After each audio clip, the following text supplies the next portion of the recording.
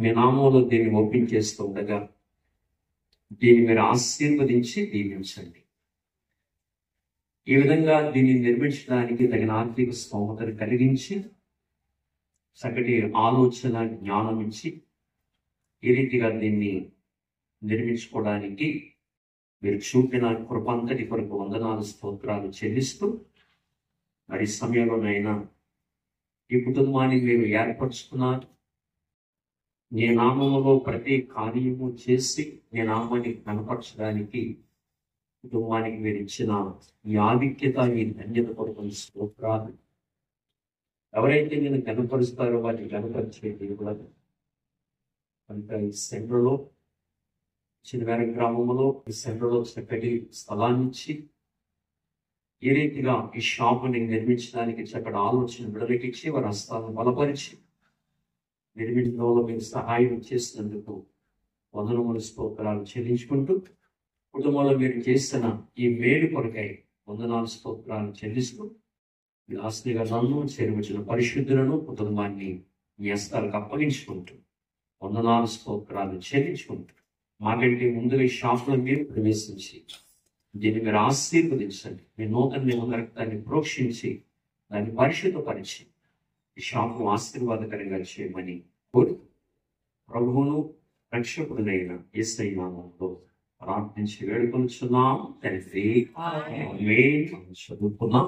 3:17 మరియు మాట చేత గాని క్రియ చేత గాని మీరేమీ చేస్తున్నాను ప్రభు అయిన యేసు ద్వారా తండ్రి అయిన దేవునికి కృతజ్ఞతాస్తుతులు చెల్లించుచు సమస్తమును ఆయన పేరిట చేయుడు. దేవుని వాక్యం మనకి ఈ సత్యాన్ని తెలుపుతుంది. ఈ విధంగా మాట చేత గాని క్రియ చేత గాని మీరు ఏమి చేసినా, భూమి మీద మీరు ఏ పని చేయండి, ఏమి చేసినను ప్రభు అయిన యేసు ద్వారా తండ్రి అయిన దేవునికి కృతజ్ఞతాస్తుతులు చెల్లించు సమస్తము ఆయన పేరిట చేయమని వాక్యం మనకి నేర్పుతుంది. అంచేత యేసు ప్రభు వారు దేవాది దేవుడు, ఆయన పరము నుండి ఈ లోకానికి వచ్చారు. ఈ లోకానికి వచ్చి పాపమును జయించి మరణాన్ని జయించి అలాగని ఆ సమాధిని గెలిచి ఆయన మళ్ళీ దేవుని కుటుంబాల్సిన బిడ్డకి కూర్చున్నారు. కనుక మనం చేసే ప్రతి ప్రార్థన ఆయన నామంలో చేసినప్పుడు అది పరలోకానికి వెళ్తుంది, తల్లి దగ్గరికి చేరుకుంటుంది.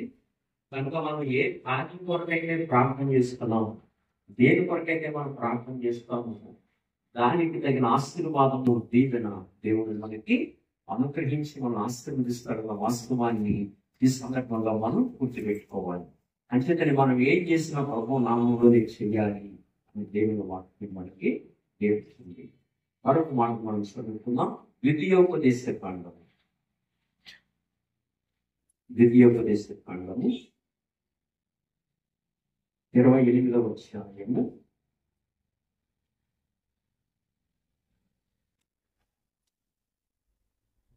8వ చదువుకుందాం.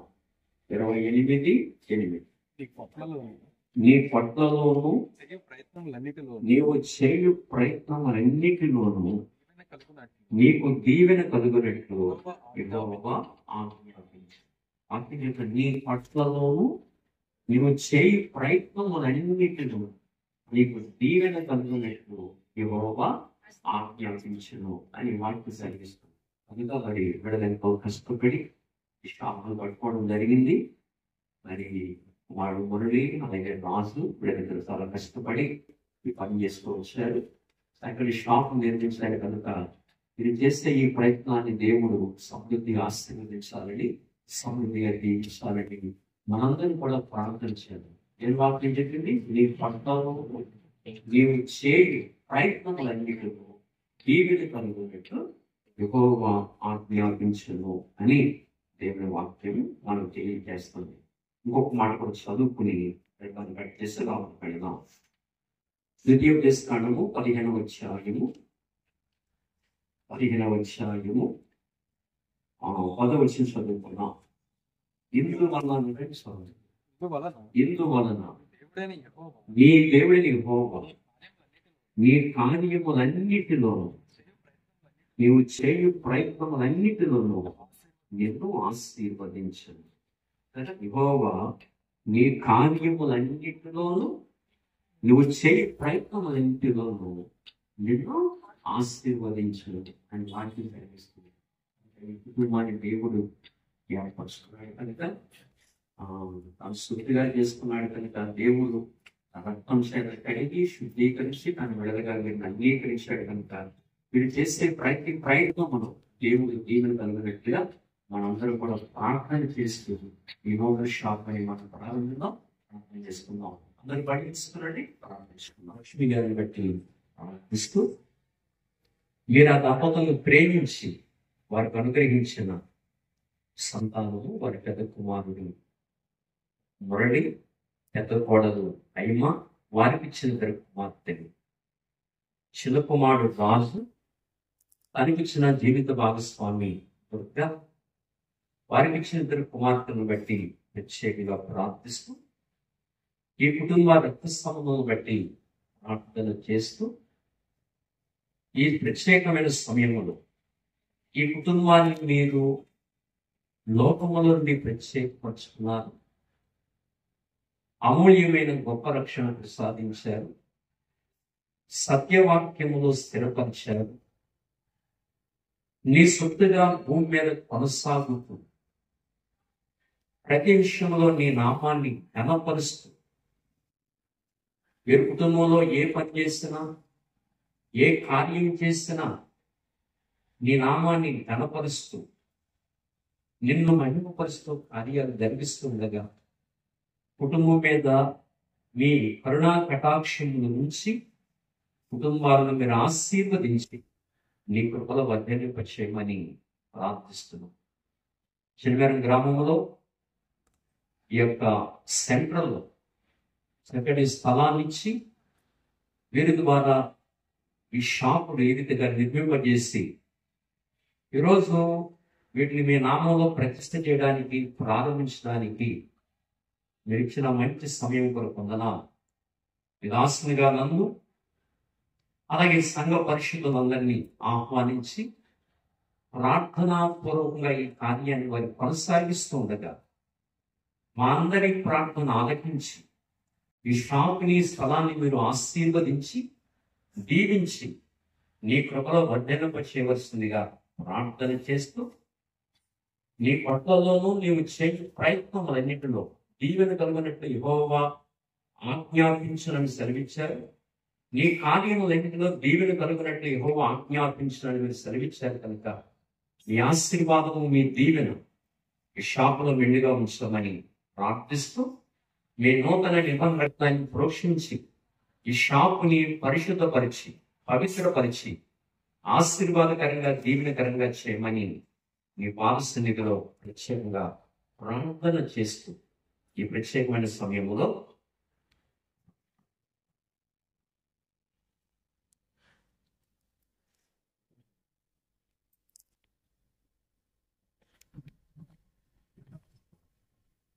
తండ్రి యొక్కయు కుమారుని యొక్కయు పరిశుద్ధాత్మక నామములు అనగా త్రియేక దేవుని యాకనామమైన యేసు నామములు ఈ నూతన షాపుని ప్రతిష్ఠించి ప్రారంభిస్తున్నాము తండ్రి. ఆమేన్ ఆమేన్.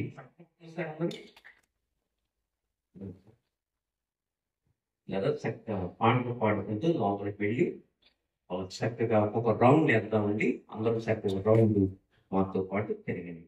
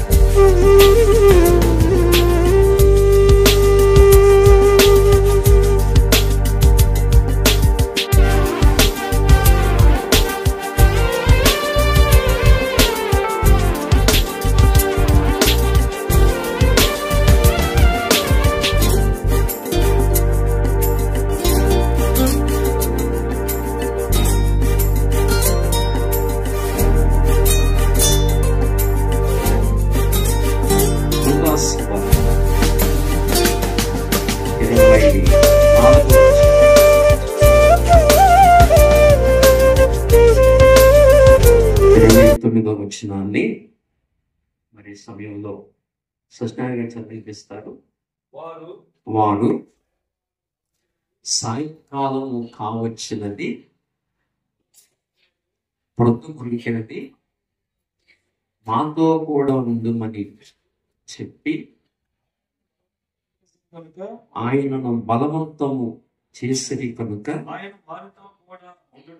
ఆయన వారితో కూడా ఉండుటకు లోపలికి వెళ్ళి యేసు ప్రభువాన్ని బలవంతం చేశారట. మాతో కూడా ఉండండి అయ్యా, మా ఇంట్లో నివసించండి, మాలో నివసించడానికి బలవంతం చేస్తే అప్పుడు వారితో కూడా ఉండటానికి ఆయన లోపలికి వెళ్ళాను అని చెప్తా.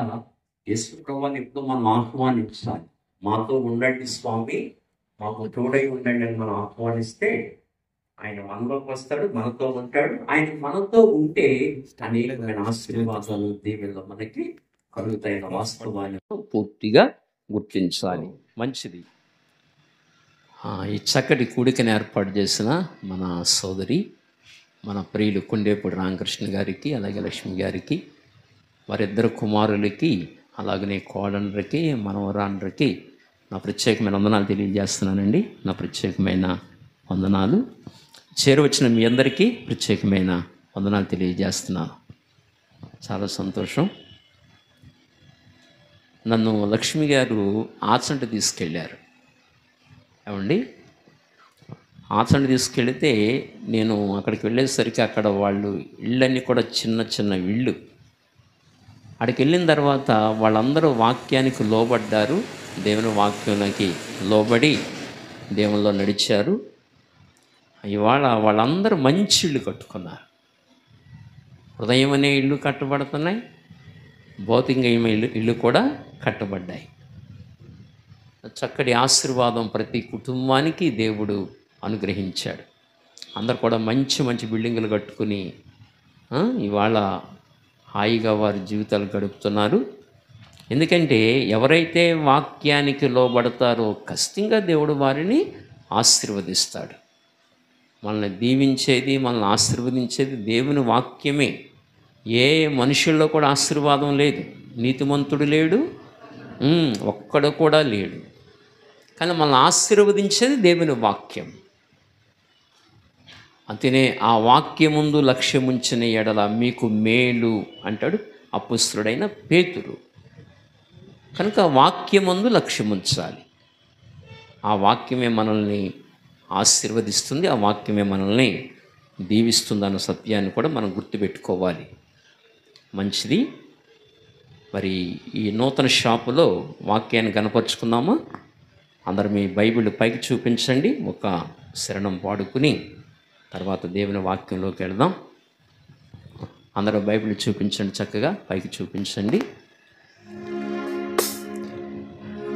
దేవాని దివ్య వాక్యము ఇవిగా మాకు దొరికెను. దేవాని దివ్య వాక్యము ఇవిగా మాకు దొరికెను. హల్లెలూయా హల్లెలూయా హల్లెలూయా హల్లెలూయా హల్లెలూయా హల్లెలూయా హల్లెలూయా హల్లెలూయా. పాపముతో నిండిన మమ్మున్ దీపము వంటి వాక్యమే, పాపముతో నిండిన మమ్మున్ దీపము వంటి వాక్యమే. కల్వరికి నడిపించి కలుషమును తొలగించి, కల్వరికి నడిపించి కలుషమును తొలగించి మా హృదయము వెలిగించెను. మా హృదయము వెలిగించెను. దేవాని దివ్య వాక్యము ఇవిగా మాకు దొరికెను. దేవాని దివ్య వాక్యము దివిగా మాకు దొరికెను. పాల వంటి వాక్యము తేనె కంటే మధురము. పాల వంటి వాక్యము తేనె కంటే మధురము. వెండి బంగారముల వెల ఎంత అయినాను, వెండి బంగారముల వెల ఎంత అయినాను, కొలతూగవు నీ వాక్యముతో. కొలతూగవు నీ వాక్యముతో. దేవాని దివ్య వాక్యము ఇవిగా మాకు దొరికెను. దేవాని దివ్య వాక్యము ఇవిగా మాకు దొరికెను.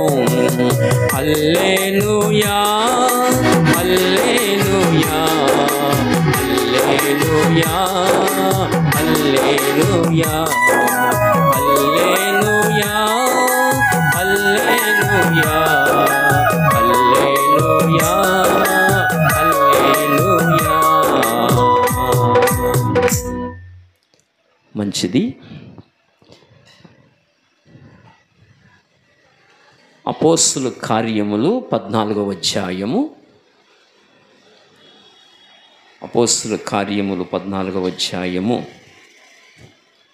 17వ వచనాన్ని మనం ధ్యానం చేసుకున్నాం. 14, 17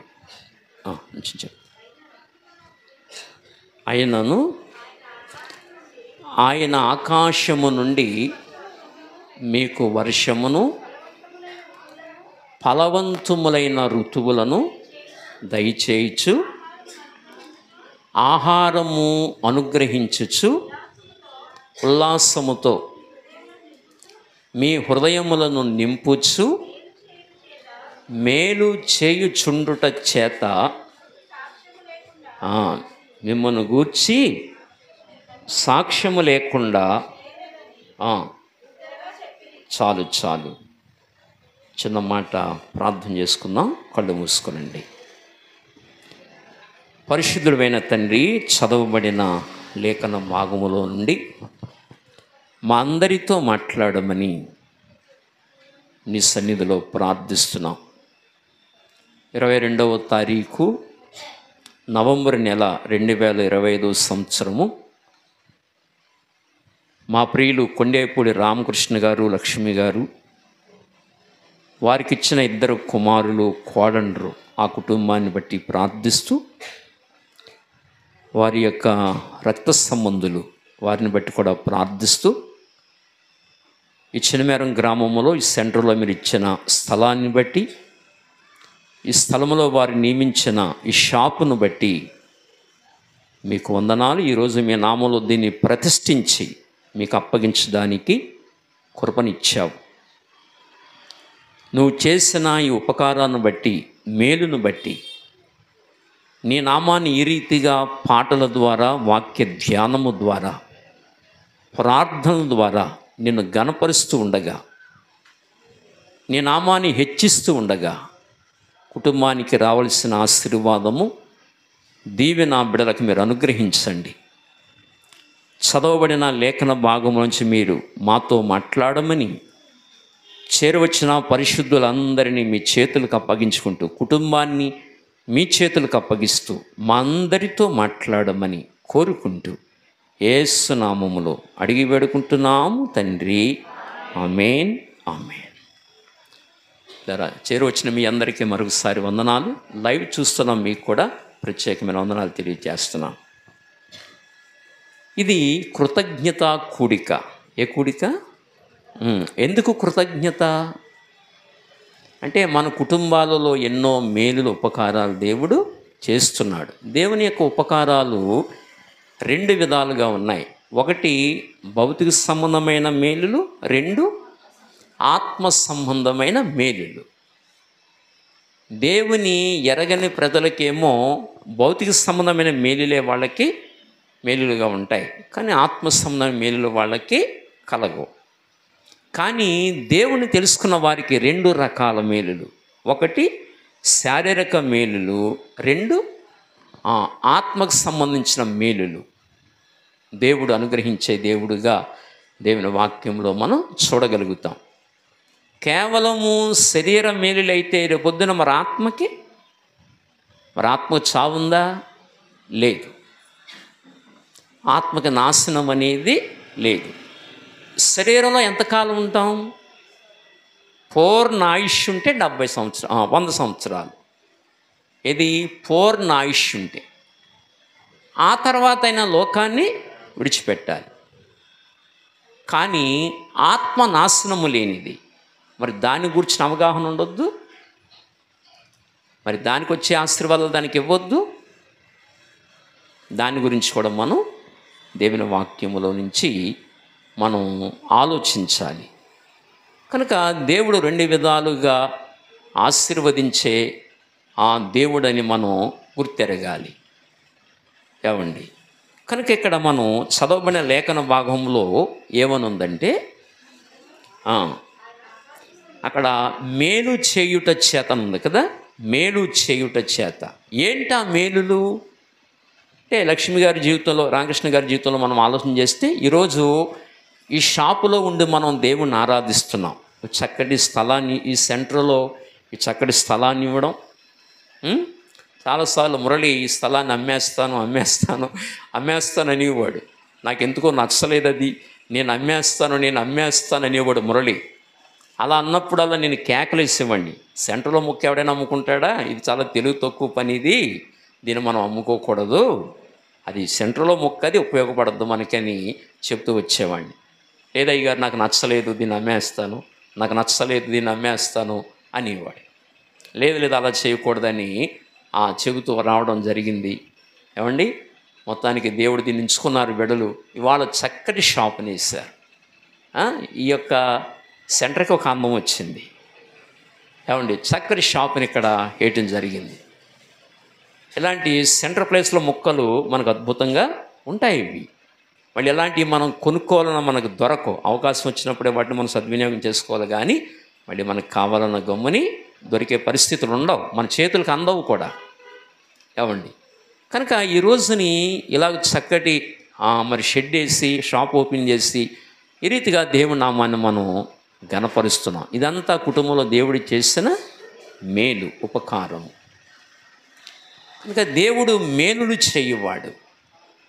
కనుక దేవుడు మేలులతో మనల్ని తృప్తిపరుస్తున్నాడు. అక్కడ ఎన్ని మేలులు ఉన్నాయి? అక్కడ ఆ వచనంలో ఎన్ని మేలులు ఉన్నాయి? ఆకాశము నుండి మీకు వర్షమును, అదిగో ఏమిస్తున్నాడు మనకు? ఆయన వర్షాన్ని ఇస్తున్నాడు. ఒక మనిషి త్రాగడానికి రోజుకి 50 లీటర్ల నీళ్ళు కావాలి. త్రాగడానికైతే, స్నానం చేయడానికైతే, కాళ్ళ కుర్చాలు తీర్చుకోవడానికైతే, బట్టలు దుక్కోవడానికైతే ఒక మనిషికి వచ్చి 50 లీటర్ల నీళ్ళు కావాలి. ఎన్ని లీటర్లు? ఇవాళ ప్రపంచంలో ఎన్ని కోట్ల మంది ఉన్నారు? దరిదాపు 800 కోట్లు ఉన్నారు. 800 కోట్లకి నీళ్ళు ఇవ్వాలంటే అసలు మనం ఏదైనా కార్యక్రమం చేస్తే ఒక 1000 మందికి మంచినీళ్ళు సప్లై చేయాలంటే కష్టం, ఒక 2000కి మంచినీళ్ళు సప్లై చేయాలంటే కష్టం. మరి ఇన్ని కోట్ల మందికి రోజు నీళ్ళు ఇవ్వాలి. మనం ఎప్పుడైనా అకేషన్స్ పెట్టుకుంటే ఎప్పుడైనా సమకూర్చడమే కష్టం మనకి, మరి రోజు ఇవ్వాలి కదా, రోజు ఇవ్వాలి. మనకు ఒక్కడికే కాదు, పశువులకి ఇవ్వాలి, పక్షులకి ఇవ్వాలి, జీవరాశులన్నిటికీ నీళ్ళు ఇవ్వాలి. అందుకే ఆకాశం నుండి ఏం కురిపిస్తున్నాడు ఆయన? మనకి వర్షాలు కురిపిస్తున్నాడు. ఆకాశం నుండి మీకు వర్షమును, తర్వాత ఫలవంతములైన ఋతువులను, అదిగో ఏ ఋతువులు ఇస్తున్నాడు మనకి? ఈ ఋతువులు రాకపోతే పంటలు పండవు, ఋతువులు రావాలి. ఫలవంతములైన ఋతువులు చూడండి, ఏ ఋతువులో వచ్చే ఫలాలు ఆ ఋతువులో వస్తాయి. కదా. వేసవికాలంలో ఏ పళ్ళు వస్తాయి? మామిడి పళ్ళు వస్తాయి. తర్వాత సీతాఫలాలు సీతాఫలంలో 6 ఋతువులు వచ్చే ఫలాలు 6 ఋతువులో వస్తాయి. ఏ ఋతువులో రావాల్సిన ఫలాలు ఆ ఋతువులో వస్తాయి. అందుకే మీకు ఫలవంతములైన ఋతువులను దయచేయచ్చు. తర్వాత మాట, అదిగో ఆహారమును అనుగ్రహించచ్చు. ఏమిస్తున్నాడు మనకి? అదిగో ఆహారం అనుగ్రహించచ్చు. అదిగో మనందరికీ సమృద్ధి అయిన ఆహారం ఇస్తున్నాడు. వినాలి, బాగా వినాలి. చెప్పండి, ఏమిస్తున్నాడు? సమృద్ధి అయిన ఆహారము. అంతేకాదు, మీ హృదయములను ఉల్లాసముతో నింపుచు. హృదయాన్ని దేంతో నింపుతున్నాడండి? ఉల్లాసముతో నింపుతున్నాడు. ఇది ఇవన్నీ చేస్తూ ఆయన మీకు మేలు చేస్తున్నాడు అని చెప్పాడు అక్కడది. ఇవన్నీ చేస్తూ మానవ జాతికి ఏం చేస్తున్నాడు? ఆయన మేలు చేస్తున్నాడు. మేలు అవండి. మనం లొట్లేసు తింటాం కానీ దేవుని గనపరచం కదా. ఆ మటన్ ముక్కలు, ఆ చికెన్ ముక్కలు, చేప ఫ్రై, చేప పులుసు, ఆ మట్ట గెడస, ఆ గెడస, ఈ గెడస, పుణ్యావతి, శీలావతి, అవును కదా. ఇవన్నీ తింటున్నప్పుడు లొట్లేసి తింటవే కానీ దేవుడు నాకు ఇవి ఇచ్చాడని దేవుని కనపరుస్తున్నావా? కనుక ఇవన్నీ ఏమిటి? మేలులు. అమ్మా చెప్పండి, ఇవన్నీ ఏమిటి? మేలులు. దేవా నాకు ఆహారం ఇచ్చావు తండ్రి, ఆహారం ఇచ్చి బలమునిచ్చి శక్తినిచ్చి నేటి వరకు నేను బ్రతుకున్నానంటే అది కేవలము నీ దయ, నీ కనికరం. బైబిల్ చెప్పింది, మీ కాలగతులు నా వశములో ఉన్నాయి అన్నాడు. మన కాలగతులు, మన ప్రాణము, మన సకల మార్గాలు ఆయన వశములో ఉన్నాయి. అసలు ఇవాళ వరకు మనం భూమి మీద బ్రతుకున్నామంటే దేవుని మహాకృప. ఇక్కడ మన ప్రియులు గోపి గారు ఉన్నారు, ఓపెన్ సర్జరీ అయిన హార్ట్. అది మామూలు ఆపరేషన్ కాదు, అది కాకినాడలో జరిగింది. మొత్తం గుండె అంతా తీసి బయట పెట్టారు, ఆపరేషన్ చేశారు. ఇంకా ఇవాళ బ్రతుకున్నారంటే దేవుని మహాకృప. మనందరం దేవుని బ్రతుకున్నామంటే దేవుని కృప. కరోనా వచ్చినప్పుడు ఎంతమంది చనిపోయారు? ఇంకా మనం బ్రతుకున్నామంటే దేవుని మహాకృప. ఎంతోమంది చనిపోయారు కరోనాలో. ఇవాళ ఇంకా మనం భూమి మీద బ్రతుకున్నామంటే కేవలము దేవుని కృప. ఇవన్నీ మన బ్రతుకుల్లో ఆయన చేసిన మేలులు, ఆయన చేసిన మేలులు. మీరు చూసుకుంటే మనకంటే చిన్నోళ్ళు ఎంతోమంది చనిపోయారు. మన చిన్నమేరం గ్రామంలోనే నా క్లాస్మేట్ చనిపోయారు, నాతో చదువుకున్న వాళ్ళు. నవడూరు శ్రీని చనిపోయాడు, తమ్మ గంగాధరం వేంపాడు, ఆ కుమారుడు చనిపోయాడు, ఆ సోదరుడు చనిపోయాడు. నాకంటే చిన్నోళ్ళు. ఇంకా నేను బ్రతుకున్నానంటే దేవుని మహాకృప. ఇవాళ భూమి మీద మనం బ్రతుకున్నామంటే దేవుని మహాకృపని గుర్తెరగాలి. అందుకే దేవుని స్తుతించేవారముగా, దేవుని గణపరిచేవారముగా మనం ఉండాలి. ఇవన్నీ దేవుడు చేసిన మేలులు. అందుకే 105వ కీర్తనలో 5వ వచనం 2వ భాగంలో అంటాడు, లేదా 5వ వచనం చదవండి, 103:5 చదవండి ఒకసారి. 103:5 పక్షిరాజు యవ్వనము వలె నీ యవ్వనము క్రొత్తదగుచుండునట్లు ఆ మేలుతో నీ హృదయమును తృప్తిపరుచుచున్నాడు. పక్షిరాజు యవ్వనము క్రొత్తదగుచుండునట్లు. పక్షిరాజు అని ఒక పక్షి ఉంది, బాగా వినాలి. పక్షిరాజు అనే ఒక పక్షి ఉంది. అది చాలా పైన ఎగురుద్ది, కొండల మీద ఎగురుద్దండి. అది పక్షిరాజు అనే పక్షి. అదేం చేస్తుందంటే ఒక 40-50 సంవత్సరాలు బ్రతికిన తర్వాత అదేం చేస్తుందంటే తన ముక్కుతో మొత్తం ఈకలన్నీ పీకేసుకుంటుంది. ఒక రహస్యమైన ప్లేస్లోకి వెళ్ళి మొత్తం ఈకలన్నీ పీకేసుకుంటుంది. ఈకలన్నీ పీకేసుకున్న తర్వాత తన ముక్కుని ఏం చేస్తుందంటే బండకేసి గట్టిగా కొట్టుకుని ముక్కు ఊడిపోయేటట్లుగా చేస్తుంది. మొత్తం ముక్కు ఊడిపోద్ది, ఈకలన్నీ ఊడిపోతాయి, బోడిదాని కింద తయారవుతుంది. అప్పుడు ఆ రహస్య ప్లేస్ అలా ఉంటుంది. మళ్ళీ దానికి కొత్త రెక్కలు వచ్చేస్తాయి, మళ్ళీ దానికి కొత్త ముక్కు వచ్చేస్తుంది, మళ్ళీ ఇంకొక 50 సంవత్సరాలు బ్రతికేస్తుంది. పక్షిరాజు మళ్ళీ యవ్వనం వచ్చేసింది దానికి. వింటున్నారా? మళ్ళీ దానికి యవ్వనం వచ్చేసింది. అదే ప్రభు చెప్తున్నాడు, ఎవని పక్షిరాజు యవ్వనము వలె, అదిగో నీ యవ్వనము క్రొత్తదగుచుండునట్లు మేలుతో నీ హృదయమును తృప్తిపరచుచున్నాడు. మేలుతో. నా ఇంక చూడాలందరూ. ఇప్పుడు బైబిల్ చెప్పింది యేసుక్రీస్తు నిన్న నేడు యుగ యుగముల వరకు ఏకరీతిగా ఉంటాడు. ఇప్పుడు మనం ఉన్నాం. నేను వ్యాపారం వెళ్ళేసరికి నా వయసు 30 సంవత్సరాలు. అప్పుడు నాకు 2 కళ్ళు. కొంతకాలం అయ్యేసరికి 4 కళ్ళు అయినాయి. ఎన్నైనాయి? మీలో కూడా కొంతమందికి 4 కళ్ళు అయినాయి. అంటే 2 కళ్ళు మామూలు కళ్ళు, ఇంకో 2 కళ్ళు కళ్ళజోడు కళ్ళు, 4 కళ్ళు అయినాయి. మీకు అర్థమైందా? అంటే అర్థం ఏమిటి? స్టేజీ మారుతుంది కదా. వయస్సు పెరిగే కొలది ఏమవుతుంది?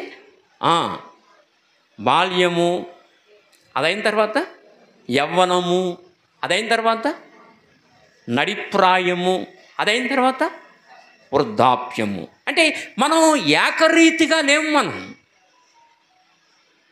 మనం ఏకరీతిగా లేము. మనం మారిపోతున్నాం. సంవత్సరాలు గతించుకొలది మారిపోతున్నాం.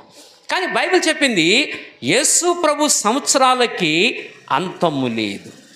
యేసు ప్రభు నిన్న నేడు యుగ యుగములకు ఏకరీతిగా ఉండువాడు.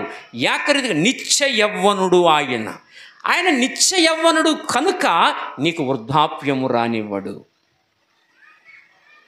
ఎలాగునా పక్షిరాజు యవ్వనము వలె.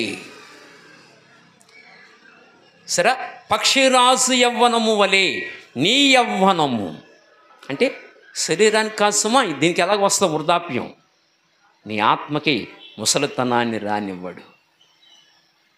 పక్షిరాజు యవ్వనము వలె నీ యవ్వనము క్రొత్తదగుచుండునట్లు దినదినము నిన్నేం చేస్తాడు చెప్పనా? నూతన పరుస్తూ ఉంటాడు. దేని ద్వారా? వాక్యము ద్వారా. పక్షిరాజు యవ్వనము వలె నీ యవ్వనము క్రొత్తదగుచుండునట్లు. అదిగో నీ యవ్వనము క్రొత్తదగుచున్నట్టు మేలుతో నీ హృదయమును తృప్తిపరుచుచున్నాడు. అది హృదయాన్ని తృప్తిపరుస్తాడు. యవ్వనముతో నింపుతాడు, యవ్వన బలంతో నింపుతాడు. ఆత్మలో నిన్ను శక్తిమంతుని చేస్తాడు, ఆత్మలో నిన్ను బలవంతుని చేస్తాడు. శారీరకంగా ముసలోళ్ళమైనా ఆత్మలో ఏం పోదు? బలం పోదు. పక్షిరాజు యవ్వనము వలె నీ యవ్వనము క్రొత్తదగుచుండనట్లు మేలుతో. దేనితో? మేలుతో నీ హృదయాన్ని ఏం చేస్తున్నాడు? తృప్తిపరుస్తున్నాడు. మేలులతో హృదయాన్ని తృప్తిపరిచే దేవుడు. ఏమండి, మన వేంపాడు మందిరం బిడలు కట్టారు. మురళి రాజు చిన్నపిల్లలుగా ఉండి చక్కగా మందిరం కడుతూ వచ్చారు ఆ రోజుల్లో వాళ్ళు. ఏమండి, ఆశీర్వాదం ఎన్నటికీ పోదు. దేవుడు చేసిన పని ఎన్నటికీ మరిచిపోడు. బైబిల్ చెప్పింది తన నామాన్ని బట్టి చూపిన ప్రేమకు మరిచిపోవడానికి దేవుడు అన్యాయస్తుడు కాదు, ఎన్నడూ మర్చిపోడు. ఆయన అన్నాడు, నా పేరట వచ్చిన వాడికి గిన్నెడు వేడినీళ్ళు ఇస్తే అన్నాడు. వేడినీళ్ళు చన్నీళ్ళ? అది వేడినీళ్ళకి చన్నీళ్ళకి తేడా ఏంటి? వేడినీళ్ళకి చన్నీళ్ళకి తేడా ఏంటి? యేసుప్రభు డిఫరెంట్ కూడా చెప్పాడు. మరి వేడినీళ్ళకి చన్నీళ్ళకి తేడా ఏంటి? వేడి నీళ్ళు గ్లాసుడు వేడి నీళ్ళు ఇవ్వాలనుకోండి, వెళ్ళాలి, నీళ్లు అందులో పాత్రలో పోయాలి, స్టవ్ మీద పెట్టాలి, వెలిగించాలి, అది వేడెక్కాలి, అది తాగడానికి సరిపడగా ఉందో లేదో చూసి పోయాలి. లేకపోతే ఒకేసారిలా పోసుకుంటే మొత్తం కంఠం ఊడిపోద్ది. అది ఉందో లేదో బ్యాలెన్స్ చేసుకోవాలి. అప్పుడు పోసి ఇవ్వాలి. ఇదంతా కొంచెం శ్రమేనా? సన్నీళ్ళకైతే ఆ శ్రమ ఉండదు. అంచేత సన్నీళ్ళు ఇస్తే చాలు, నేను మర్చిపోను అన్నాడు. గిన్నెడు సన్నీళ్ళు ఇస్తే ప్రతిఫలం పోగొట్టుకోరన్నాడు. కనుక ఆయన నామంలో చేసిన ఉపకారం ఏది దేవుడు మరిచిపోడు. ఉపకారం చెయ్యాలి, మర్చిపోయే దేవుడు కాదు. అంచేత ప్రభునందు ప్రియులారా, దేవుడు మేలులు చేసే దేవుడు, మేలులతో హృదయాన్ని తృప్తిపరిచే దేవుడు. నేను కొన్ని మాటలు మీ ముందుంచుతాను, చూడండి. ఆయన చేసిన మేలులు ఏంటో నేను కొన్ని విషయాలు చెప్తాను, వాక్యాన్ని శ్రద్ధగా గమనించండి. సంఖ్యాకాండము 10:29. సంఖ్యాకాండము 10:29. నేను తొందరగా ముగించేస్తాను, మనకు భోజనాలు కూడా వచ్చేసినాయి, ఓకేనా? నేను తొందరగా ముగించేస్తాను. 10:29. అక్కడ కూర్చున్న వారు వాక్యం వినాలండి, మీరు కదలకూడదు. కూర్చున్న వాక్యం వినండి, దేవుడు మిమ్మల్ని దీవిస్తాడు. వాక్యం వినండి, శ్రద్ధగా దేవుడు మాటలు వినాలి. సంఖ్యాకాండము 10:29. మోషే మామయగు మిద్యానీయుడైన మోషే యెహోవా మాకిచ్చిన అనే ఎన్నో వచ్చిన తల్లి 29 కదా. దయవుంచి చూడండి. యెహోవా మాకిచ్చేదని చెప్పిన స్థలమునకు మేము ప్రయాణమై పోవుచున్నాము, మాతో కూడా రమ్ము, మేము మీకు మేలు చేసేదము. ఏమన్నాడు మోషే? మేలు చేసేదం. మీకు ఏం చేస్తాం? మేలు చేస్తాం. మోషే అంటున్నాడు ఎవరితో? జోబాబుతో. యోబాబుతో అంటున్నాడు. ఇంగ్లీష్లో జోబాబు అనొచ్చు, యోబాబుతో అంటున్నాడు. ఏమంటున్నాడంటే మాతో రా, నీకు మేలు చేస్తాం. ఎందుకంటే ఈ అరణ్యంలో మేము ఎక్కడెక్కడ దిగాలో నీకు తెలుసు, మాతో కూడా రా, నీకు మేలు చేస్తామని మోషే చెప్తే తర్వాత చదవండి. ఇశ్రాయేలుకు తాను చేయబోవు మేలును గూర్చి వాగ్దానము చేసిననగా. చూడండి, చదవండి. అందుకతడు నేను రాను నా దేశమునకు. చాలు, మీరు చూడండి అక్కడ ఒక మాట, యెహోవా ఇశ్రాయేలుకు తాను చేయబోవు మేలును గూర్చి వాగ్దానము చేసిననగా. దేవుడట ఇశ్రాయేలుకు చేయబోయే మేలును గూర్చి వాగ్దానం చేశాడంట. ఇశ్రాయేలు ప్రజలకి, తన ప్రజలకి ఏ మేలు చేయబోతున్నాడో దేవుడు ముందుగానే వాగ్దానం చేశాడట. ఏ మేలు చేయబోతున్నాడో ముందుగానే ఇశ్రాయేలు ప్రజలకి దేవుడు వాగ్దానం చేశాడు. ఏంటి ఆ మేలులు ఏమిటి? ఏ మేలులు ఇస్తానని వాగ్దానం చేశాడు? ఏ మేలులు ఇస్తానని దేవుడు వాగ్దానం చేశాడు అని మనం లేఖనాలు కానీ జాగ్రత్తగా పరిశీలిస్తే దయవుంచి చూడండి. ద్వితీయోపదేశ కాండము 30వ అధ్యాయము. ద్వితీయోపదేశ కాండము 30వ అధ్యాయము 5వ వచనం చదువుతారా? 5. నీ పితలకు స్వాధీనపరిచిన దేశమున నీ దేవుడిని యెహోవా నిన్ను చేర్చును, నీవు దాన్ని స్వాధీనపరుచుకుందువు. ఆయన నీకు మేలు చేసి నీ పితరుల కంటే నిన్ను విస్తరింపచేయును. ఏంటి అక్కడ మేలు ఏంటి? ఒకటి, ఇస్తానన్న దేశానికి చేరుస్తానంటున్నాడు. ఎవరిని? ఇశ్రాయేలు ప్రజల్ని. అంతేకాదు ఇంకేమన్నాడు? నీ పితరుల కంటే నేను విస్తరింపజేస్తాను. నీ పితరుల కంటే నిన్ను విస్తరింపజేస్తాను. తర్వాత, మరియు నీవు బ్రతుకుటకై నీ పూర్ణ హృదయముతోను నీ పూర్ణ ఆత్మతోను నీ దేవుడిని యెహోవాను ప్రేమించినట్లు నీ దేవుడిని యెహోవా తనకు లోబడుటకు నీ హృదయమునకును నీ సంతతి వారికి సున్నతి చేయును. అది ఆయన చేసి ఉపకారం చెప్పిన సున్నతి చేయును. ఏంటి సున్నతి? నీవు దేవుడికి లోబడినట్లుగా నీకు సున్నతి చేస్తాడు ఆయన. ఏం చేస్తాడు? సున్నతి. నీ హృదయము దేవుడికి లోబడినట్లుగా ఏం చేస్తానన్నాడు? సున్నతి చేస్తానన్నాడు. బాగా వినాలి. ఇది ఇశ్రాయేలు జాతికి చేసిన మేలులు. సున్నతి చేయకపోతే వాడు దేవునికి లోబడరు. సరే, నూతన నిబంధనకు వచ్చేసరికి మనం దేవునికి లోబడినట్లుగా మనకేం చేశాడు చెప్పనా? హృదయ సున్నతి. ఏ సున్నతి? హృదయ సున్నతి. మనందరికీ హృదయ సున్నతిని చేశాడు దేవుడు. ఎలా చేశాడు హృదయ సున్నతి? రోమిలకు రాసిన పత్రిక 2వ అధ్యాయము బాహ్యమునకు యూదుడైన వాడు యూదుడు కాడని వచనం చదవండి. 28వ వచనము. రోమా 2:28. బాహ్యమునకు యూదుడైన వాడు యూదుడు కాడు. శరీరమందు బాహ్యమైన సున్నతి కాదు. అదిగో అయితే అంతరంగమందు యూదుడైన వాడే యూదుడు. అదిగో సున్నతి హృదయ సంబంధమైనదై ఆత్మయందు జరుగునది. నాకు చూడండి అందరూ, అంటే మనందరం దేవునికి లోబడాలంటే హృదయానికి ఏం జరగాలి? సున్నతి జరగాలి. హృదయానికి సున్నతి జరగాలంటే ఏం జరగాలి? రక్షకుడు దిగి రావాలి. ఎవరా రక్షకుడు? అది రక్షకుడు దిగి రావాలి. రక్షకుడు దిగి వచ్చి హృదయానికి సున్నతి జరిగించాలి. అప్పుడు మనందరం ఎవరికి లోబడతామంటే యేసునాథునికి లోబడతాం. అందుకని నూతన జన్మ ఇచ్చిన వాడు యేసు ప్రభు. మనలందరినీ ఆయన ద్విజులను చేశాడు. ద్విజుడు.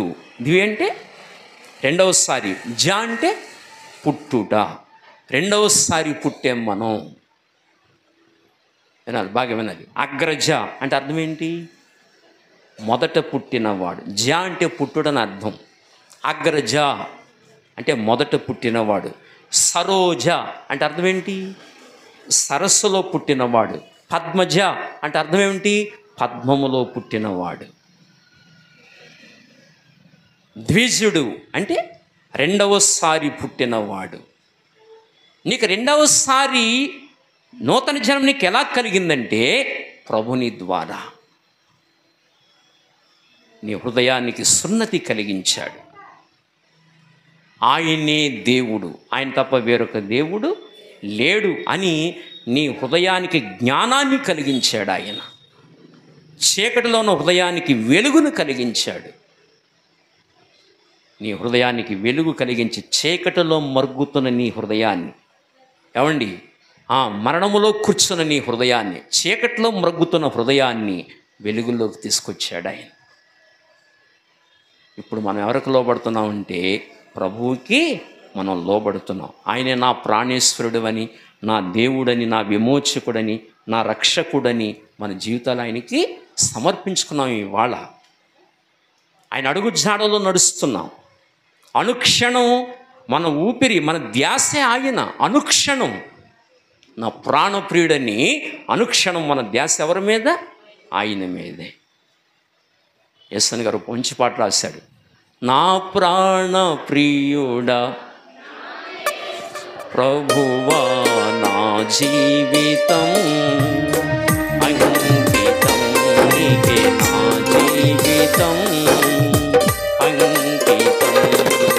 నా ప్రాణ ప్రియుడా నా యేసు ప్రభువా నా జీవితం అంకితం నీకే, నా జీవితం అంకితం. సన్న పాడుకున్నాం.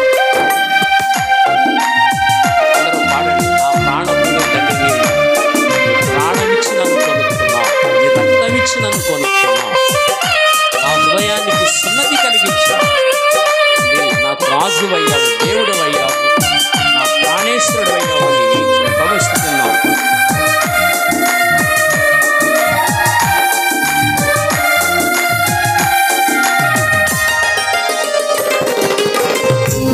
సత్యము సమాజములో నీ నీతిని నా హృదయములో, నీ సత్యము సమాజములో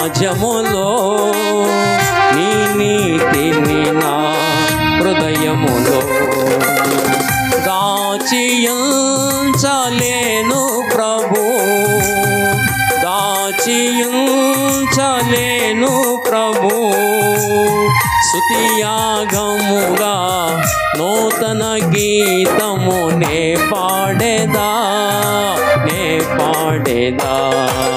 నా ప్రాణ ప్రియుడా నా యేసు ప్రభువా నా జీవితం అంకితం నీకే నా జీవితం అంకితం నా ప్రాణ ప్రియుడా నా యేసు ప్రభువా నా జీవితం అంకితం నీకే నా జీవితం అంకితం. మొట్టమొదటి ఆయన చేసిన ఉపకారం ఏమిటంటే నీ హృదయాన్ని తెరిచాడు ఆయన. నీ హృదయానికి సున్నతి జరిగించాడు. చీకట్లో ఉన్న నీ హృదయాన్ని ఆయన ఎక్కడ తీసుకొచ్చాడు? వెలుగులోనికి తీసుకొచ్చాడు. అర్థమైందా? హృదయానికి సున్నతిని జరిగించాడు. అందుచేతనే దేవుని ఏం చేయాలి? కొనియాడి కీర్తించి ఆయన నామాన్ని ఘనపరచాలి. తర్వాత మాటలు చదవండి. ద్వితీయోపదేశ కాండము 30వ అధ్యాయము తర్వాత మాటలు చదువుదామా? 30వ అధ్యాయము తర్వాత చదవండి 9-10 వచనాలు. మరియు నీ దేవుడని యెహోవా నీ చేతి పనులన్నిటి విషయములోను, నీ గర్భఫల విషయములోను, నీ పశువుల విషయములోను, నీ భూమి పంట విషయములోను నీకు మేలు కలుగునట్లు నిన్ను వర్ధిల్ల చెయ్యను. సరే, ఈ విషయాలన్నిట్లో నీవు వర్ధిల్లినట్లు నీకు మేలు చేస్తాడని చెప్పాడు. ఎన్ని విషయాలు చెప్పాడు అక్కడ? చాలా విషయాలు చెప్పాడు కదా. నీ పనులన్నిటి విషయంలోను, నీ చేతి పనులన్నిటి విషయంలోను, నీ గర్భఫల విషయంలోను, నీ పశువుల విషయంలోను, నీ భూమి పంట విషయంలోను నీకు మేలు కలుగునట్లు వర్ధిల్ల చెయ్యను. ఇంకా ఈ ధర్మశాస్త్ర గ్రంథమందు రాయబడిన ఆయన ఆజ్ఞలను కట్టడలను నీవు గైకొని నీ దేవుడిని యెహోవా మాట విని నీ పూర్ణ హృదయముతోను నీ పూర్ణ ఆత్మతోను నీ దేవుడిని యెహోవా వైపు మళ్ళునప్పుడు యెహోవా నీ పితరుల యందు ఆనందించినట్లు నీకు మేలు చేయుటకు నీ యందును ఆనందించి నీ వైపు మళ్ళును. అది నీ పితరుల యందు ఆనందించినట్లు నీ యందు కూడా ఆనందించి దేవుడు నీ వైపుకి తిరుగుతాడని చెప్తున్నాడు. అది అంచేత మనం ఎవరి వైపు తిరగాలి? అందరూ చెప్పాలి. ఎవరి వైపు తిరగాలి? దేవుని వైపుకు మనం తిరగాలి. అప్పుడు దేవుడు మన వైపు తిరిగి మనకు ఆనందాన్ని ఇస్తాడు, సంతోషాన్ని ఇస్తాడు. మన పితరులకి ఆశీర్వదించడం మనల్ని కూడా దేవుడు ఆశీర్వదిస్తాడు. ఇవన్నీ దేవుడు చేసే మేలులు అన్న వాస్తవాన్ని మనం గుర్తెరగాలి. ఇదొక మేలు. ఇంకొక మాట జ్ఞాపం చేస్తాను, దయవుంచి చూడండి. ఆది కాండము 32వ అధ్యాయము. ఆది కాండము 32వ అధ్యాయము. ఈ మాట చదువుదాం. 32వ అధ్యాయం 11-12 వచనాలు చదవండి.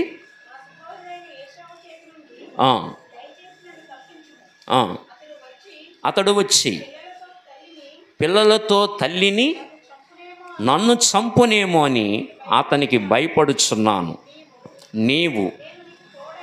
నేను నీకు తోడై నిశ్చయముగా మేలు చేయుచు విస్తారమగుట వలన లెక్కింపలేని సముద్రపు ఇసుక వలె నీ సంతానం విస్తరింప చేయుదునని సెలవిచ్చితివే అనేను. యాకోబు దేవుని సెలవిచ్చాడు. దేవుడు నేను నీకు మేలు చేస్తాను. ఏంటి మేలు? యాకోబుతో అన్నమాట, నేను నీకు మేలు చేస్తాను. ఏంటి మేలు అంటే నీ సంతానాన్ని విస్తరింపజేస్తాను. అంతేకాదు నీ అన్న యొక్క చేతిలో నుండి నిన్ను తప్పించి మరణము నుండి నిన్ను తప్పిస్తాను. ఆ మాట చెప్పాడు. యాకోబుకి మేలు చేశాడు. ఏమండి, ఏశావు తను చంపాలని చూశాడు కదా. ఎవరిని? యాకోబుని. ఆ మరణము నుండి తప్పించాడు. ఎవరిని? యాకోబుని. అంతేకాదు మరణం నుంచి తప్పించడమే కాదు, అతని సంతానాన్ని ఏం చేశాడు? విస్తరింపజేశాడు. అంటే యాకోబు జీవితంలో దేవుడు మేలు చేసినట్లుగా చూస్తున్నాం. కనుక నిన్ను విస్తరింపజేస్తాడు ఆయన. నిన్ను మరణము నుండి తప్పించాడు ఆయన. దేని నుండి? మరణము నుండి. ఎలా తప్పించాడు నిన్ను? తన కుమారుడిని యేసు ప్రభువును పంపించి మన అందరి మరణాన్ని ఆయన మీద వేసి మన మరణాన్ని కొట్టివేశాడు. ఎంత గొప్ప మేలు ఇది! యాకోబు జీవితంలో మరణం నుండి ఎలా తప్పించాడో మిమ్మల్ని నన్ను కూడా మరణము నుండి తప్పించిన దేవుడు ఆయన. మనందరి మరణం ఆయన మీద వేసుకున్నాడు. మన మరణాన్ని కొట్టివేశాడు ఆయన. అందుకే బైబిల్ చెప్పింది హెబ్రీ 2:9 ప్రకారం ప్రతి మనుషుని మరణము ఆయన అనుభవించాడు కదా. హెబ్రీ 2:9 చూడండి ఒకసారి. దేవుని కృప వలన ఆయన ప్రతి మనుషుని కొరకు మరణం అనుభవించెను. వినాలి, బాగా వినాలి. ప్రతి మనుషుని మరణాన్ని ఆయన అనుభవించాడు. మనకేమి లేకుండా చేశాడు? చెప్పాలి. ఏమి లేకుండా? మరణం లేకుండా చేశాడు. బాగా వినాలి. యాకోబు మరణాన్ని తప్పించాడు. యాకోబుని ఏం చేశాడు? విస్తరింపజేశాడు. నీ మరణాన్ని తప్పించాడు. ఏం చేశాడు? నిన్ను ఆత్మలో విస్తరింపజేశాడు. దేవుని జ్ఞానముతో నిన్ను నింపుతున్నాడు.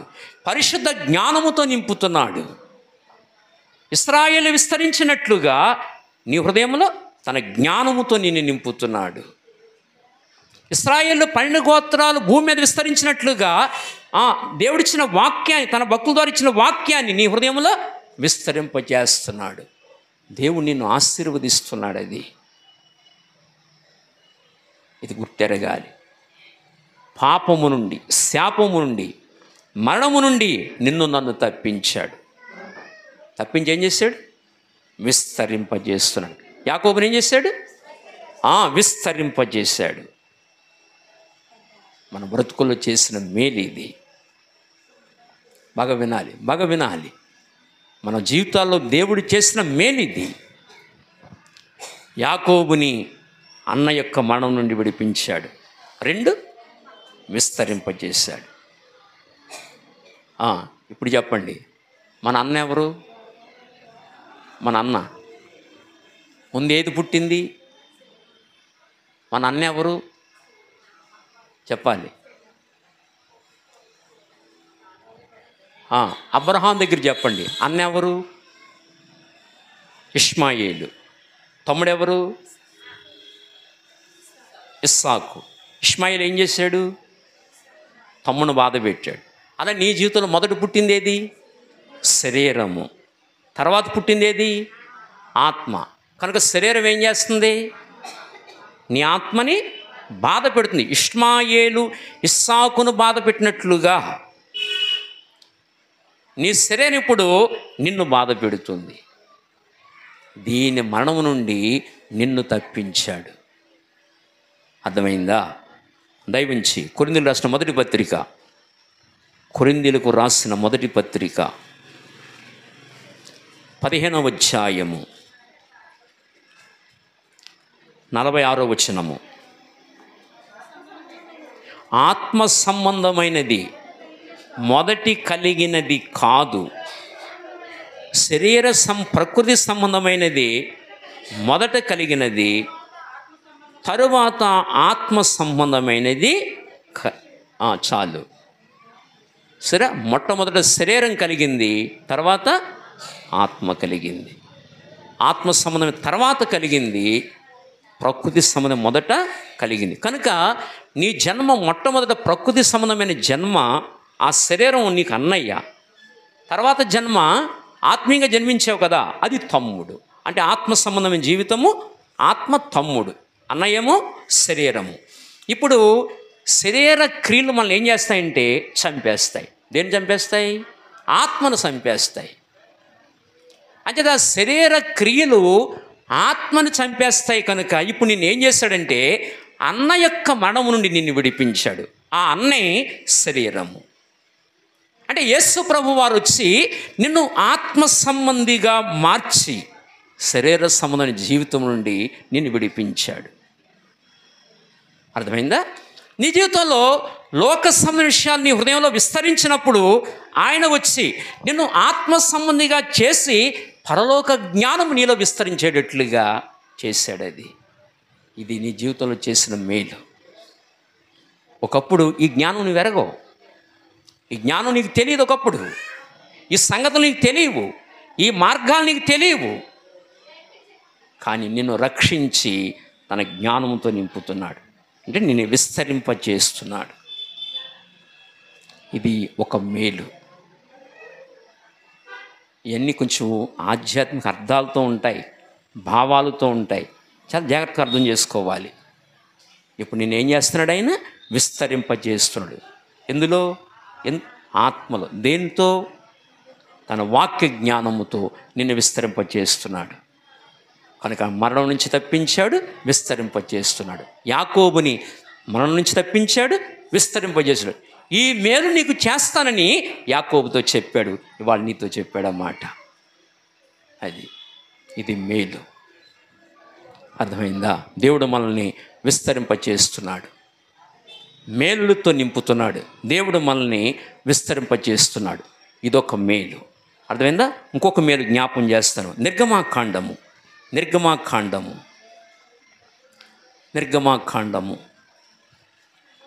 3వ అధ్యాయము 8వ వచనము.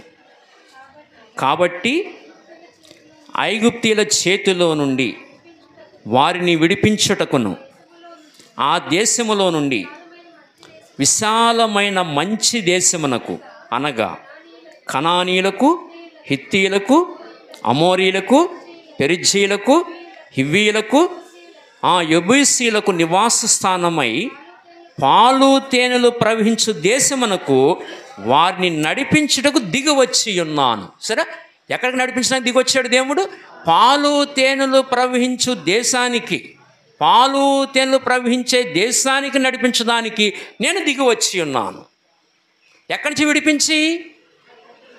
ఐగుప్తు నుంచి విడిపించి పాలు తేనెలు ప్రవహించే దేశానికి తీసుకెళ్ళి నిన్ను అక్కడ నాటుతానన్నాడు. అది ఇశ్రాయేలు చరిత్ర. మన చరిత్ర ఏంటి? మన చరిత్ర యేసు ప్రభువారు దిగివచ్చి నిన్ను కామ, క్రోధ, లోభ, మోహ, మద, మాత్సర్యం నుండి విడిపించి, అర్థమైందా? వీటన్నిటి నుండి నేను విడిపించి, పాప సంబంధమైన జీవితం నుంచి నేను విడిపించి, నీలో పాలు తేనె ప్రవహించేటట్లుగా అక్కడ తీసుకొస్తాడు నిన్ను. అది మేలు. నీ జీవితంలో చేసే మేలది. ఇశ్రాయేలు ప్రజలు ఐగుప్తు దేశంలో బానిసత్వంలో ఉన్నారు. మనం కూడా ఈ లోకమైన ఐగుప్తులో బానిసత్వములో ఉండి మన బ్రతుకులు పాడు చేసుకుంటున్నాం.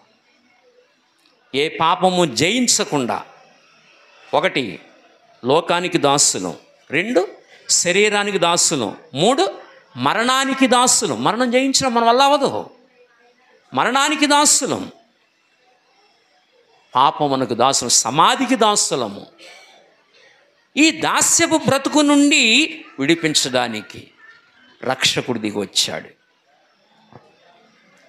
ఎంత అద్భుతం కదా! నేను అంతికే దిగి వచ్చి ఉన్నానన్నాడు. ఓ మానవుడా, మరణపు దాస్యములో ఉన్నావు, పాపపు దాస్యములో ఉన్నావు, లోకమనే దాస్యములో ఉన్నావు నీవు.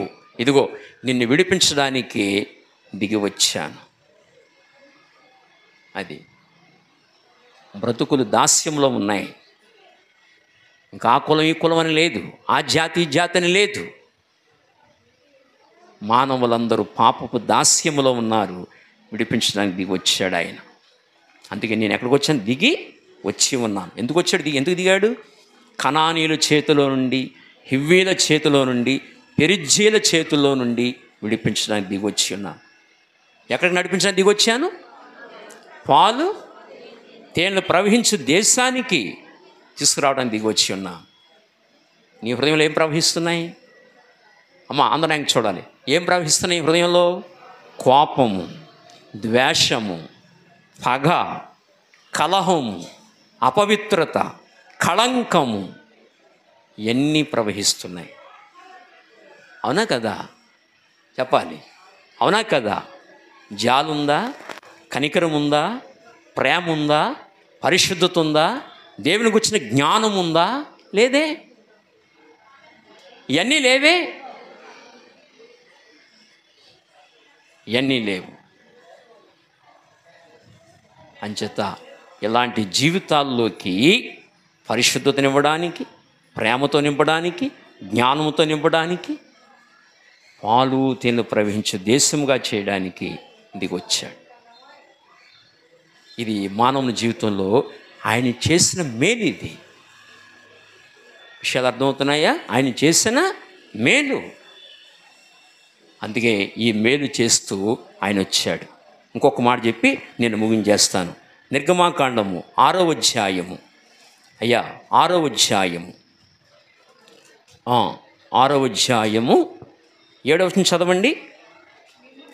మిమ్మును నాకు ప్రజలుగా చేర్చుకొని మీకు దేవుడనై ఉందును. అప్పుడు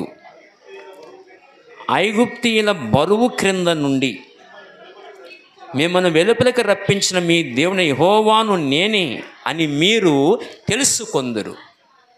ఎక్కడికి తీసుకొచ్చాడు మనల్ని? ఐగుప్తీయుల యొక్క బరువుల నుండి. అంటే ఒక్కొక్కడి వీటి మీద ఏముంది? బరువు. ఏంటా బరువు? పాపం అనే భారం.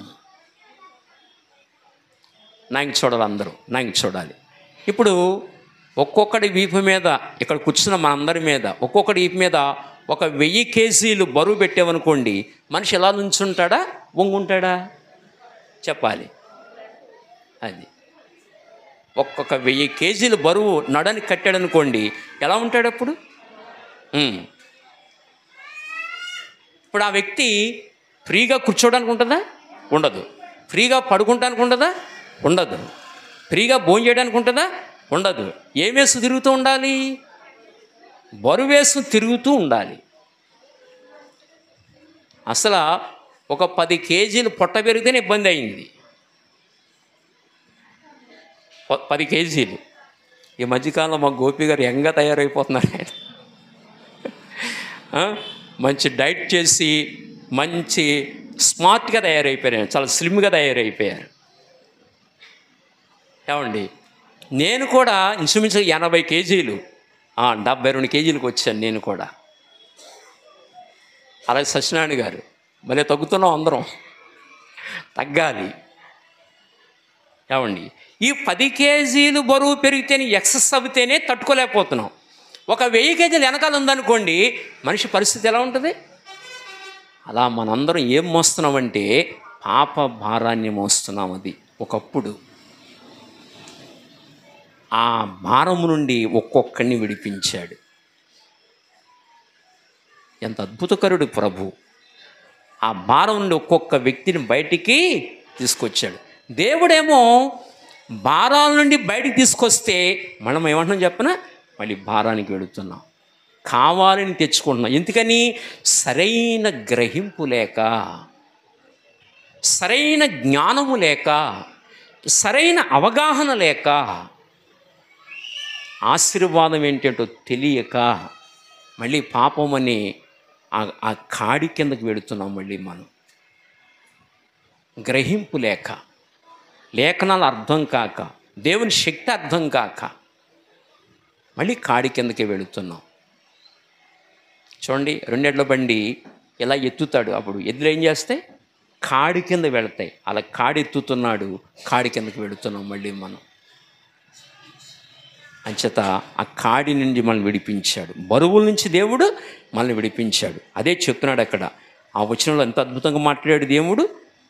నిర్గమాకాండం 6:7 చదవండి. మిమ్మును నాకు ప్రజలనుగా చేర్చుకొని. ఎలాగా? మిమ్మల్ని నాకు ప్రజలనుగా. ఆయన ప్రజలను కావాలంటే ఏం కావాలి? మనం పాపము నుంచి విడుదల పొందాలి. ఆయన ఎవరు మరి? పరిశుద్ధుడు. ఆయన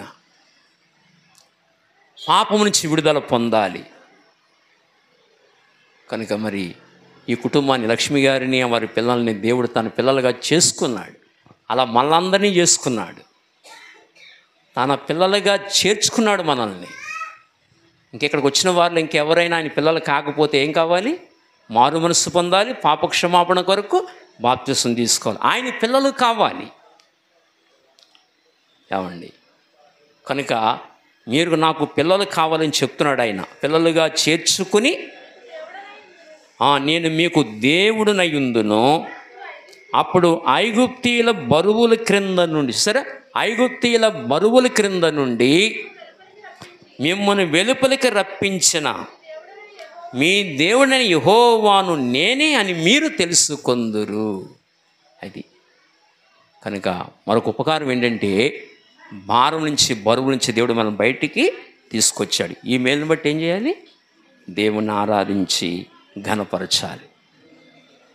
కానీ ఇవన్నీ దేవుడు చేసిన మేలులు, ఇవన్నీ దేవుడు చేసిన ఉపకారములు. ఈ మేలును బట్టి మనం సాగిలపడి దేవుని స్తుతించి కొనియాడాలి. ఇంకొక విషయం చెప్పి నేను ముగిస్తాను. ద్వితీయోపదేశ కాండము 4వ అధ్యాయము. ద్వితీయోపదేశ కాండము 4వ అధ్యాయము. ఇంకొక మాట చెప్పి నేను ముగిస్తాను. 4వ అధ్యాయము 39-40 వచనాలు.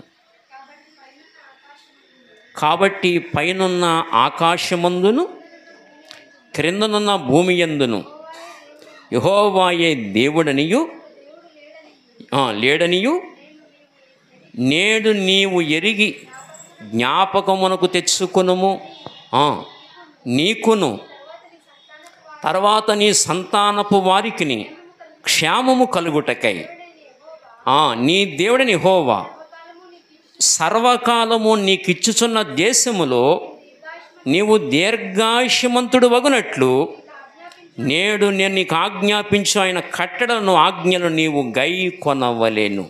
40 వచనం అంటాడు, నీకును నీ తర్వాత నీ సంతానపు వారికి నీ క్షేమము కలుగునట్లు. చెప్పండి, నీకేం కలగాలి? క్షేమం. తర్వాత నీ తర్వాత సంతతి వారికి కూడా ఏం కలగాలి? క్షేమము కలుగునట్లు. అయ్యా, నా మాట జాగ్రత్తగా వినాలి. నీకు క్షేమమే కాదు, తర్వాత నీ సంతతి వారికి కూడా ఏం కలగాలి? క్షేమము కలుగునట్లు. ఈ కట్టడలు, ఈ ఆజ్ఞలు నీకు ఇచ్చానన్నాడు. అంతేకాదు, నువ్వు దీర్ఘాయుష్మంతుడివి కావాలన్నాడు. ఏం కావాలి? అవును, దీర్ఘాయుష్మంతుడివి కావాలి. అంటే నీవు యుగయుగాలు బ్రతకాలి. ఎక్కడికి వెళ్లకుండా? నిత్య మరణానికి వెళ్లకుండా, అగ్నిగుండానికి వెళ్లకుండా. ఇదిగో, నేను మరణాన్ని జయించి తిరిగి లేచాను. ఆ మాట వినాలి. మరణాన్ని జయించి తిరిగి లేచాను. ఎందుకు? నీకు దీర్ఘాయువునివ్వాలని. ఏ ఆయువు? సరిగా వినాలి. ఒక్క మాట సరిగా వినాలి. ఎందుకు మరణించి తిరిగి లేచాడు ఆయన? నీకు దీర్ఘాయువునివ్వడానికి, నీకు తర్వాత నీ సంతతి వారికి కూడా దీర్ఘాయువునివ్వడానికి. బాగా గ్రహించాలి. దీర్ఘాయువునివ్వడానికి. ఇదిగో, నీ కొరకు దిగొచ్చి, నాకు మరణం లేదు, నాకు అసలు మరణమే లేదు, నేను దేవుడను, నేను మొదటివాడను, కడపటివాడు, జీవించువాడను, అసలు నాకు మరణము లేదు. అయితే ఇదిగో మరణిస్తున్నాను. ఎవరి కొరకు చెప్పనా? నీ కొరకు. ఎందుకు చెప్పనా? నువ్వు దీర్ఘాయుష్మంతుడు కావాలని నీ కొరకు మరణించాడు. అంచేత నీకేమిస్తాను చెప్పనా? క్షేమాన్ని ఇస్తాను. నీకు క్షేమము, తర్వాత నీ సంతతి వారికి క్షేమము, తర్వాత నువ్వు దీర్ఘాయుష్మంతుడిగా బ్రతకాలి. ఇది ఆయన చేసిన మేలులు. ఈ మేలుని బట్టి ఏం చేయాలి? నేను నిన్న మాటలు వివరిస్తున్నాను కదా, ఈ మాటలు వినడానికి కూడా మీకు శక్తి సరిపోవట్లేదు. ఈ మాటలు వినడానికి కూడా మీకు శక్తి సరిపోవట్లా. అది కునుపాట్లు పడుతున్నారు, కష్టంగా కూర్చుంటున్నారు, విని గ్రహించలేకపోతున్నారు. అది కానీ దేవుడు మాట్లాడే మాటలు చాలా విలువైన మాటలు. అది ఆయన మాట్లాడుతున్నాడు. నీకును నీ తర్వాత నీ సంతతికి నీ క్షేమం కలిగిస్తాను, నిన్ను దీర్ఘాయుష్మంతునిగా చేస్తాను మాట్లాడుతున్నాడు దేవుడు.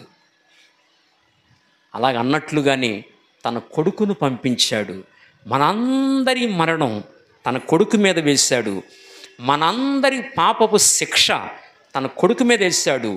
పాపం అనే వ్యాధిని బట్టి ఆత్మకు మరణం వస్తుంది. మనందరి మరణం ఆయన మీద వేసుకున్నాడు, మరణించాడు, తిరిగి 3వ రోజున లేచాడు, మన మరణాన్ని కొట్టివేశాడు. ఎంత గొప్ప దేవుడు ఆయన! మళ్ళీ దీర్ఘాయుష్మంతునిగా చేశాడు. ఇహ ఇవే నరక వ్యాధి చికిత్స నకరోతిహ గత్వాని రౌషధం దేశ వ్యాధిస్థి కింకరిష్యతే అన్నాడు. ఇహలోకములో ఉన్నప్పుడు నరకానికి వెళ్ళే వ్యాధి అంటే చెప్పున పాపం. ఆ నరకానికి వెళ్ళే వ్యాధిని తీసేయడానికే ఈ లోకానికి వచ్చాడు. ఎలాగునా? తన పవిత్ర రక్తధారల ద్వారా. ఇహైవే నరక వ్యాధి. ఇహలోకంలో ఉన్నప్పుడు నరకానికి వెళ్ళే వ్యాధి పాపము. ఇహైక నరక వ్యాధి చికిత్స నకరోతిహ. ఇహలోకంలో ఉన్నప్పుడు నరకానికి వెళ్ళే వ్యాధికి చికిత్స జరగకపోతే గత్వాని రౌషధం దేశ వ్యాధిస్థి కింకరిష్యతే, రాబోయే దేశంలో వాడికి మందు లేదన్నాడు. అంతే. ఇక్కడుండగానే ఇల్లు చక్కబెట్టాలి, ఈ దేహంలో ఉండగానే ఇల్లు చక్కబెట్టాలి, లేకపోతే తర్వాత మందు అనేది లేదు.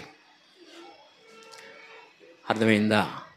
అంచేత ఈ లోకానికి దిగొచ్చాడు, మనందరి మరణం ఆయన మీద వేసుకున్నాడు, మన మరణాన్ని కొట్టివేశాడు ఆయన. అది నా ప్రభువును మనం ఏం చేయాలి? అంగీకరించాలి. ఏమండి, యేసు ప్రభు మా దేవుడు కాదు, మాకు కాదని చాలామంది అభిప్రాయం. మేము కూడా విశ్వబ్రాహ్మణ కుటుంబంలో పుట్టి మాది కూడా అదే ఒకప్పుడు అభిప్రాయం, మన దేవుడు కాదని.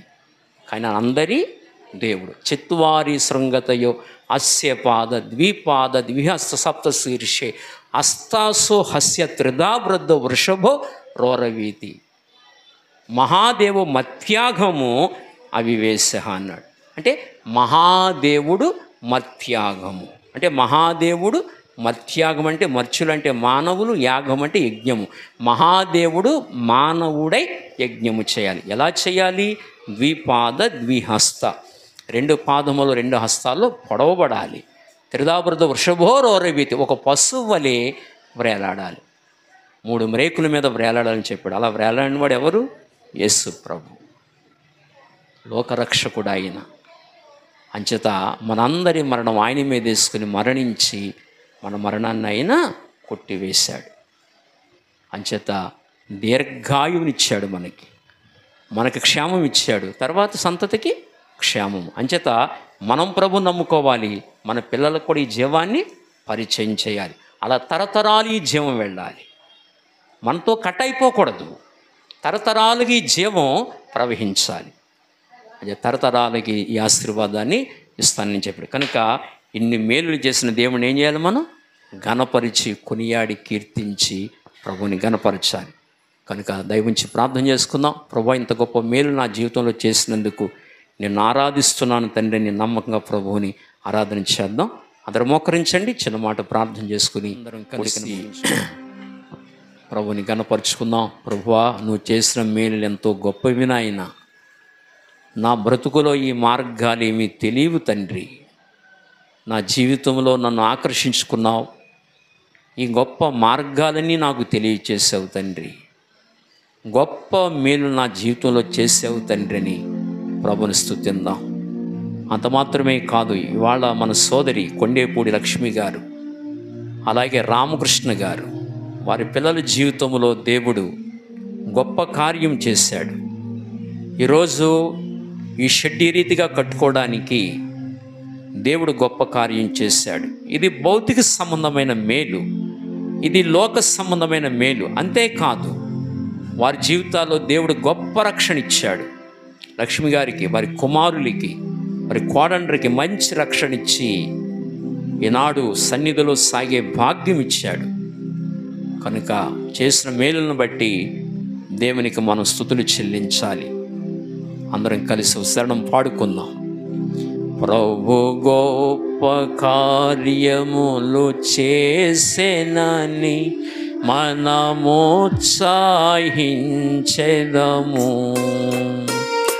ప్రభు గొప్ప మేలుల వర్షము మనపై కురిపించెనా. ఆహా, స్తోత్రము స్తోత్రములు ఇంతవరకు కాచే. ఆహా, స్తోత్రము స్తోత్రములు. అందరూ పాడదాం, దేవుని ఆరాధన చేద్దాం. అందరూ పాడండి. పాత్రులముగా సేవింతుము, పాత్రు పాత్రులముగా సేవింతుము. దైవ కార్యములు జనముల మధ్య ప్రసిద్ధి చేయుదము. పాడదాం, అందరం పాడదాం. జనముల మధ్య ప్రసిద్ధి చేయుదము. దేవుని ఆశ్చర్య కార్యము మనలో ధ్యానించి పాడెదము. దేవుని ఆశ్చర్య కార్యము మనలో ధ్యానించి పాడెదము. ఆహా స్తోత్రము స్తోత్రములు ఎంతవరకు కాచే. ఆహా స్తోత్రము స్తోత్రములు ఎంతవరకు కాచే. పాత్రులముగా సేవింతుము. పాత్రులముగా సేవింతుము. పాత్రులముగా సేవింతుము. ప్రార్థన చేసుకుందాం. అందరం కళ్ళు మూసుకుని ప్రార్థనలు ఏకీభిందాం. ప్రేమ కలిగిన తండ్రి, మహాపరిశుద్ధుడైన తండ్రి, ఈ ఉదయకాల సమయంలో మా ప్రియులు కొండేపూడి రామకృష్ణ గారు, లక్ష్మి గారిని బట్టి ప్రార్థన చేస్తున్నాం. అలాగే ఆ దంపతులను ప్రేమించి వారికి ఇచ్చిన ఇద్దరు కుమారులు, పెద్ద కుమారుడు మురళి, తనకిచ్చిన భార్య హైమ, వారికి ఇచ్చిన ఇద్దరు కుమార్తెలను బట్టి, చిన్న కుమారుడు రాజు, తనకిచ్చిన భార్య దుర్గ, వారికిచ్చిన ఇద్దరు కుమార్తెలను బట్టి ప్రార్థిస్తున్నాం. అలాగే వారి రక్త సంబంధులు చిన్నమేరం గ్రామము నుండి, అలాగని ఆచంట గ్రామము నుండి కొందరు వారి రక్త సంబంధులు రాగలిగారు. వారందరిని బట్టి ప్రార్థిస్తున్నాం. దేవా, ఈ సమయంలో ఈ చిన్నమేరం గ్రామంలో ఈ స్థలంలో నాయన ఈ చక్కటి షెడ్డు ఏర్పాటు చేసుకుని ఈరోజు ఈ షెడ్డుని మీ నామములో ప్రతిష్ఠ చేయడానికి, అలాగే కృతజ్ఞత కూడిక కలిగి ఉండడానికి మీరు అనుగ్రహించిన ఈ మంచి శ్రేష్టమైన సమయాన్ని బట్టి నిన్ను స్తుతించి కొనియాడుతున్నాం. ఈ కుటుంబంలో మీరు చేసిన మేలు కొరకు నీకు స్తోత్రాలు. ఈ శారీరక మేలే కాదు, మొట్టమొదటిగా వారిని నీ బిడలుగా అంగీకరించారు. చీకటిలో నుండి, పాపములో నుండి తండ్రి వారిని ప్రత్యేకపరుచుకొని నీ బిడలుగా వారిని అంగీకరించి నీ సొత్తుగా వారిని చేసుకొని ఈనాడు ప్రతి విషయంలో నీ నామాన్ని ఈ రీతిగా ఘనపరచడానికి, నీ నామాన్ని పొగిడి ఘనపరచడానికి ఈ ఆలోచన మీరు వారికి ఇచ్చినందుకు, ప్రతి కార్యంలో నేను ఘనపరుస్తున్నందుకు వందనాలు చెల్లిస్తున్నాం. వారికి మీరు అనుగ్రహించిన రక్షణ కొరకు నీకు స్తోత్రాలు. ఆ కుటుంబాన్ని దీవించి మీరు ఆశీర్వదించండి.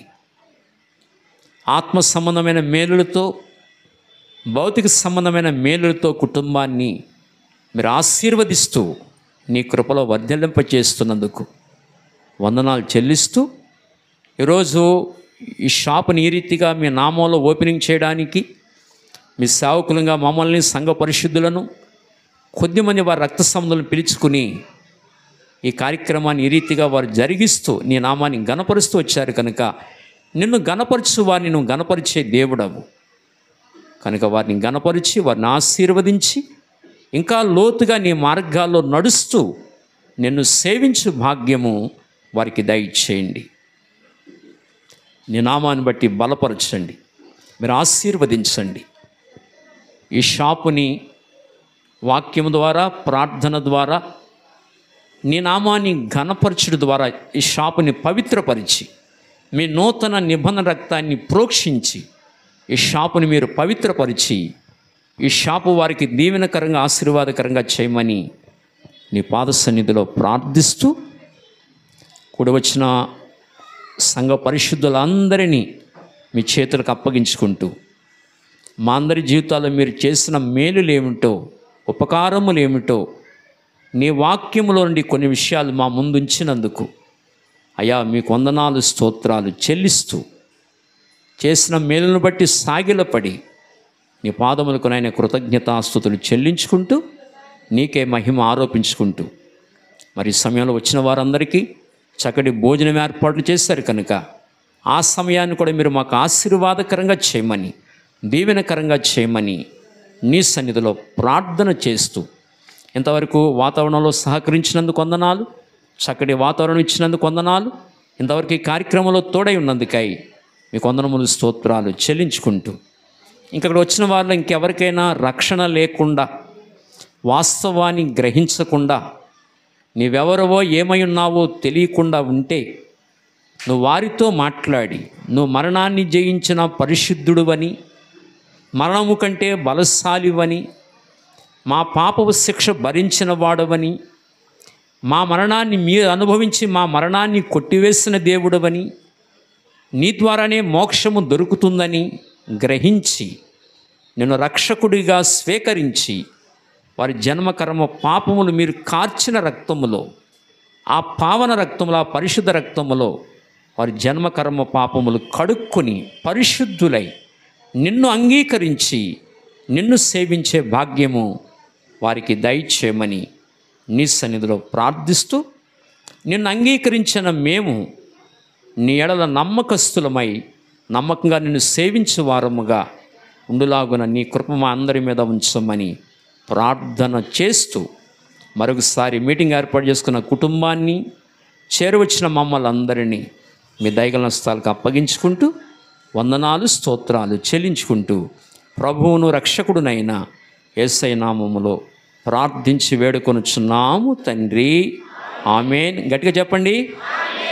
మన తండ్రి అయిన దేవుని దీవెనయు పరిశుద్ధాత్మిక అన్యోన్య సహవాసము క్రీస్తు వారి యొక్క నిత్య కృప మీటింగ్ ఏర్పాటు చేసుకున్న ప్రియ కుటుంబానికి, చేరువచ్చిన మనందరికీ, ఈ నూతన షాపుకిని సదాకాలము దేవుడు తోడై ఉండి నడిపించునుగాక.